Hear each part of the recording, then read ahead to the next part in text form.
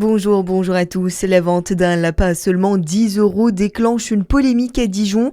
Dans un magasin botanique, l'animal était affiché en promotion alors que la réglementation interdit ce type d'offre commerciale. Des associations ont dénoncé une banalisation de l'achat d'animaux dans un contexte où les abandons restent nombreux. Après plusieurs signalements, le lapin a été retiré de la vente. La conférence débat programmée demain au centre Nelson Mandela à Besançon avec Salah Hamouri est interdite par arrêté préfectoral.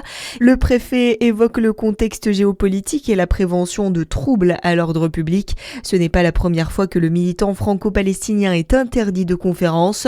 Il est accusé par Israël d'avoir organisé et dirigé depuis l'Europe une cellule terroriste démantelée fin 2025. Du changement pour se garer à Lons-le-Saunier dans le Jura, la municipalité étend la gratuité du stationnement afin de simplifier les règles et favoriser la rotation des véhicules. Les automobilistes bénéficient désormais d'une heure gratuite en centre-ville et sur plusieurs parkings avec horodateur. 2 heures sont offertes sur les parkings à barrières. Autre nouveauté, le stationnement est gratuit dans toute la ville chaque jour de 17h à 9h du matin. Dans le reste de l'actualité, renforcement des contrôles, reconnaissance d'un manque de l'État ou encore journée d'hommage aux victimes. Les députés ont adopté à l'unanimité lundi la proposition de loi contre les violences exercées sur les enfants à l'école. 187 voix pour et 0 contre. Plusieurs mesures votées dont un volet symbolique avec la condamnation par la nation de ces violences, mais pas de fonds d'indemnisation pour les victimes dont les faits sont prescrits.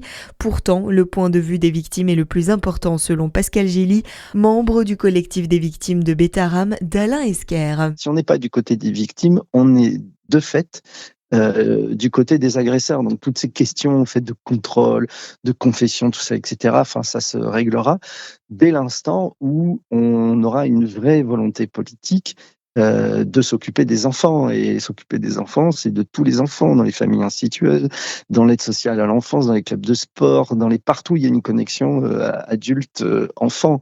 Est-ce que notre société, notre communauté prend vraiment soin des enfants? Le texte doit encore passer par le Sénat puis revenir à l'Assemblée avant un vote définitif. Un mot de sport et je rêve d'une 3e étoile. Les mots d'Emmanuel Macron lors d'un déjeuner avec les joueurs de l'équipe de France hier. Le chef de l'État a tenu à les encourager, une dernière visite présidentielle avant la grande aventure du mondial.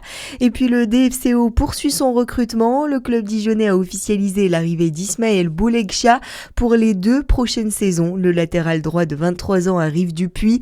Capable d'évoluer sur les 2 côtés de la défense, il devient la 2e recrue estivale du DFCO après Moussa Fati. À suivre votre météo sur Fréquence Plus.